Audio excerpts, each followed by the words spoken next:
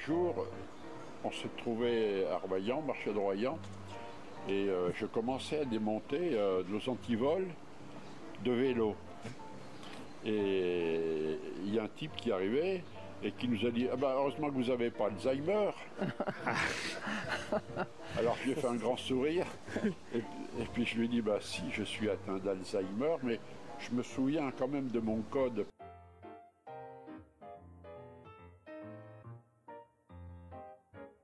Comme Jean-François, ils sont 1 250 000 en France. Par jour, plus de 600 cas diagnostiqués. Derrière ces chiffres, il y a surtout des femmes et des hommes.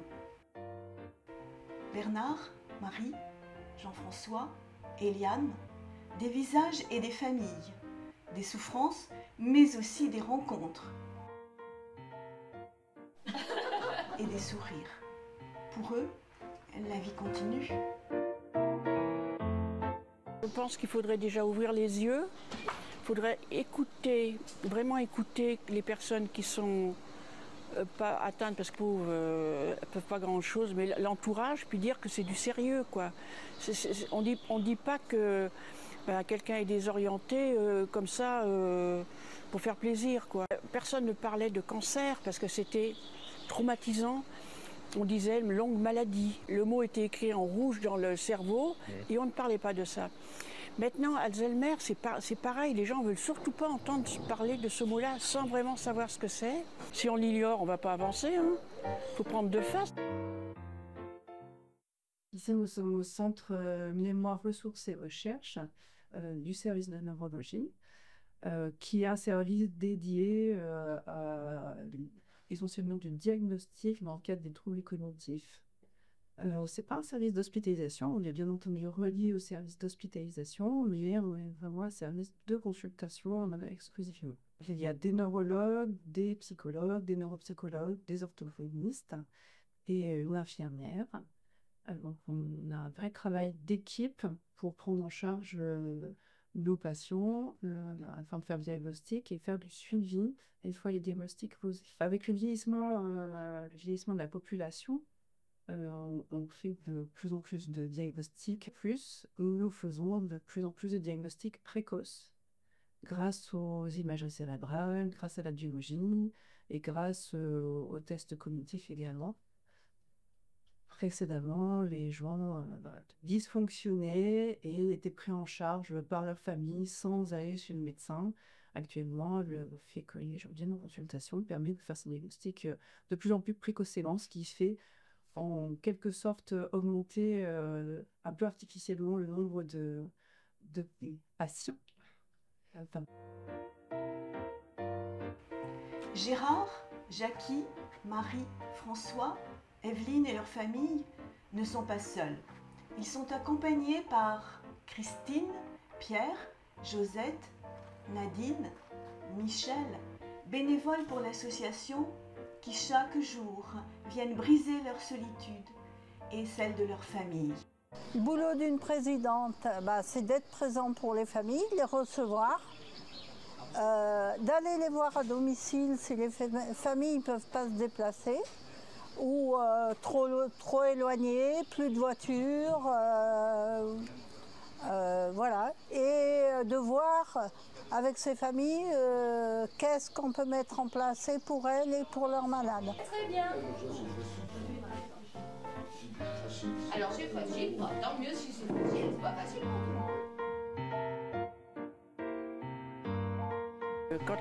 Quand Robert a été diagnostiqué, ça a été un coup de massue.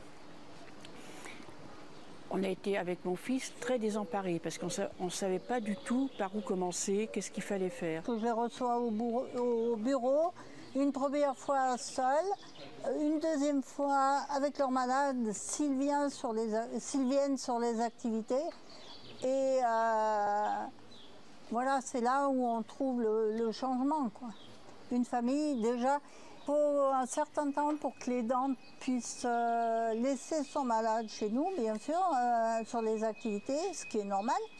Et quand la confiance est là, effectivement, elle part tranquille.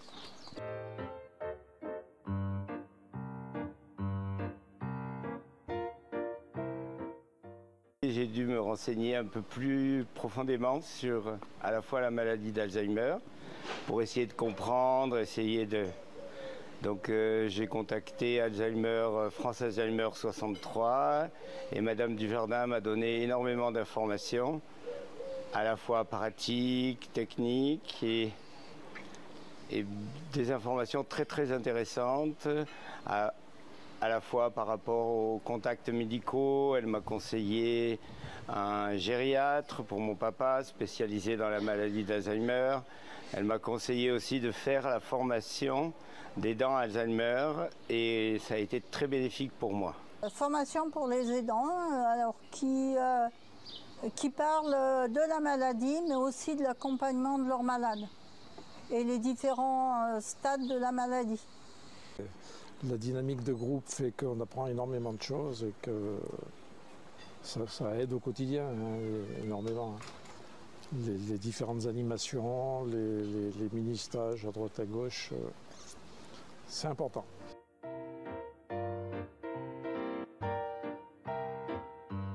L'amitié, l'amour, la tendresse ne doivent jamais s'éteindre. Marie, Hervé, Marie-Claude accompagnent chaque jour Bernard, Jean-François, Bernadette. Cette présence permanente s'improvise difficilement. Il n'existe pas de profil type de la personne malade, dont les symptômes vont évoluer différemment d'une personne à l'autre. C'est pour cela que l'association forme les aidants, bien souvent un membre de la famille ou un ami. La formation permet d'adopter des stratégies et des comportements favorisant une meilleure communication. Je pense que la maladie fait peur puisqu'on est dans l'ignorance.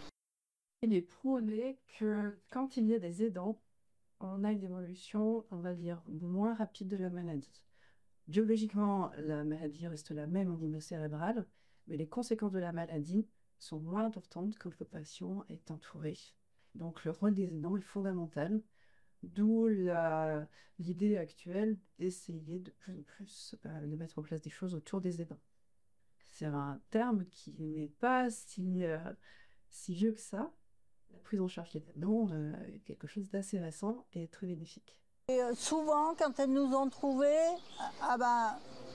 derrière, on a un retour et elles nous disent, les aidants nous disent, heureusement qu'on vous a trouvés. Je suis rentrée dans un monde mais vraiment que j'ignorais et je côtoie des gens qui sont malades comme Robert, avec des comportements complètement différents qu'on ne peut pas soupçonner, quoi. Il est vrai que les malades et les familles sont tellement reconnaissantes, on va dire, par leur... quand elles partent, elles sont tellement bien que pour nous, c'est une récompense. C'est bien. C'est bien, c'est bien, c'est bien, c'est très bien ce que vous faites. Comme chaque mardi, jeudi, vendredi, Bernard, Marie, Jean-François et Liane partagent le bonheur simple de la compagnie d'un poney, d'une balle échangée, d'une chorale improvisée, de la construction de mécanos. Autant de moments de partage et d'investissement personnel, d'activités au profit indéniable pour chacun d'entre eux, de regards pétillants de libération. Parfait, je lève la jambe gauche. Alors, la jambe droite. Non, dans le jaune, c'est la mi-temps, on fait rien. Un de nos conseils principaux est de rester très actif, de faire diverses activités. Il n'y a pas une activité phare qui va lutter contre la maladie, mais de s'intéresser à plusieurs choses permet de lutter contre la maladie, de stimuler en gros le cerveau, de faire en sorte qu'il fonctionne et qu'il n'y soit pas en veille. L'exemple de Gérard, avec qui j'aime beaucoup travailler, je sais que si la balle, elle est pas à la bonne distance, pas à la bonne hauteur, la balle ne reviendra pas. Si je mets un peu la balle à droite ou un peu à gauche, la balle ne reviendra pas. C'est à moi de maintenir le retour de manière à ce qu'il se fasse plaisir à renvoyer la balle correctement et à monter dans les comptes. On ne soigne pas la maladie comme on le sait, mais ça la retarde et ça fait en sorte qu'ils prennent du plaisir. Ils s'amusent, ils sont là à jouer et c'est ça le plus important et le principal.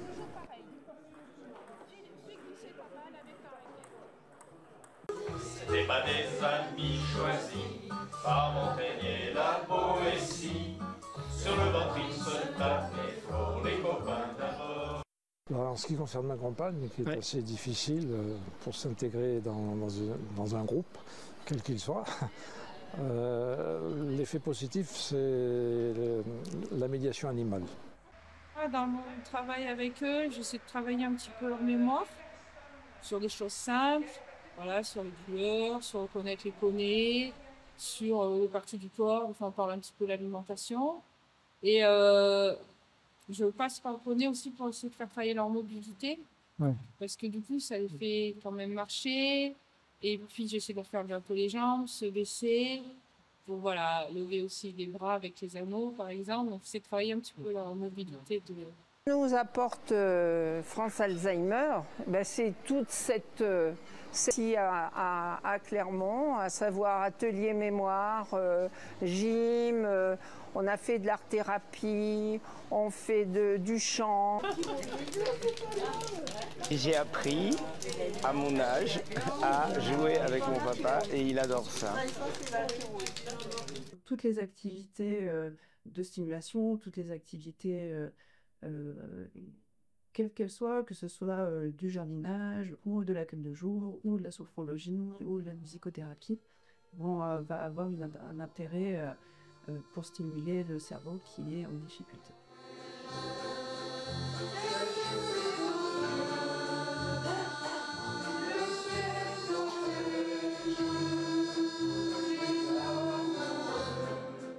En fait, on peut arriver à peut-être, pas stopper, mais faire que l'évolution de la maladie soit plus lente.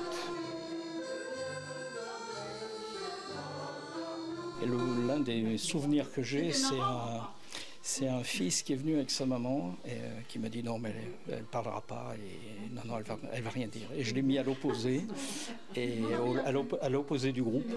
Et en fait à la fin de la séance, il avait passé un moment extraordinaire. Il avait écouté sa maman reparler de souvenirs et de choses comme ça, alors qu'elle était vraiment fermée et ça m'a fait vraiment très très plaisir. Pour nous, c'est des activités qui sont très positives. Et je pense qu'ils ont trouvé en nous les bénévoles qui animons ces activités, ils ont trouvé de véritables repères. Nous sommes de véritables repères pour eux. Et leur évolution, c'est qu'ils ont pris énormément confiance en eux. Chaque jour, chaque semaine, des femmes et des hommes mettent leur vie entre parenthèses pour un don d'eux-mêmes, pour un engagement et une humanité sans faille, pour que la vie continue. Je suis devenue bénévole parce que moi-même, mes parents ont été touchés par la maladie. Et cette maladie m'a beaucoup isolée dans la douleur, dans les non-dits. Et j'avais envie d'apporter un petit peu cette expérience aux familles que j'allais côtoyer. On est confronté à des histoires très, très dures, des souffrances, beaucoup de souffrances. Et c'est vrai que le soir, quand on rentre à la maison, on apporte tout ça avec soi quand même. On a du mal à faire une coupure. La soupape, c'est les sourires, c'est les merci, c'est toutes ces choses-là. Tout ça, c'est une soupape quand on a nos aidants et nos aidés qui partent d'une action ou d'une activité et qui nous disent à très vite ou à bientôt, qui veut dire que voilà, on leur a apporté quelque chose.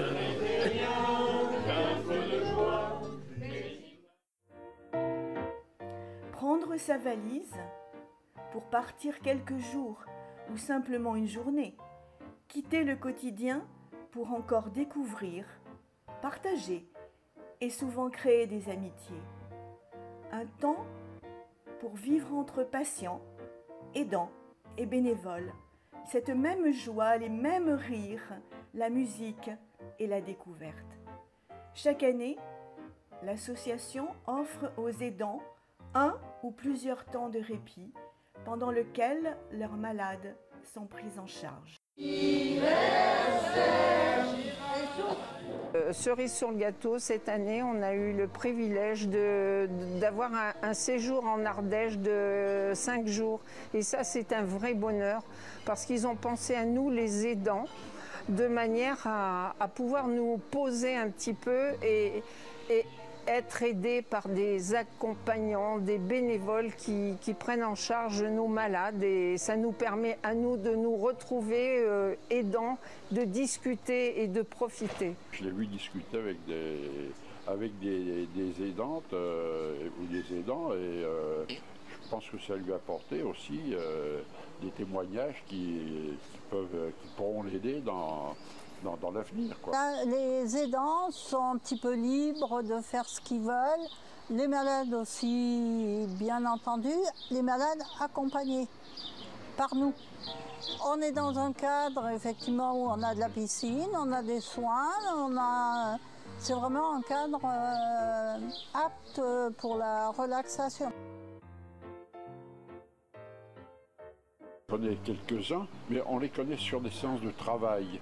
Alors que là, on a échangé, c'est plus intime, c'est complètement différent. Et c'est vrai que ce séjour nous apporte beaucoup de choses.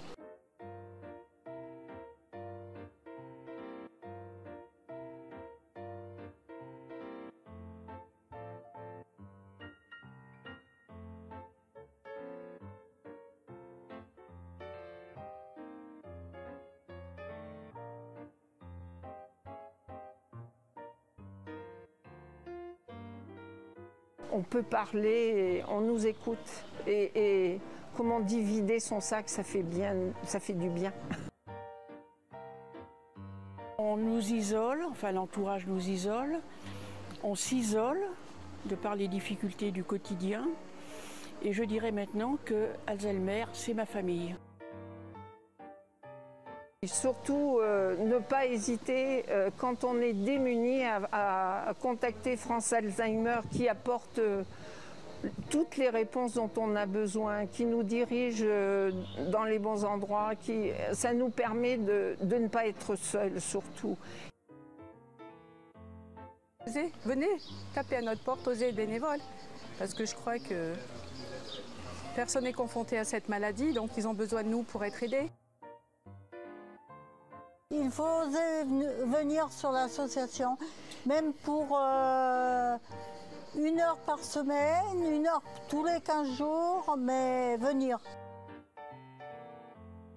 Surtout, ne pas en avoir peur de la maladie d'Alzheimer.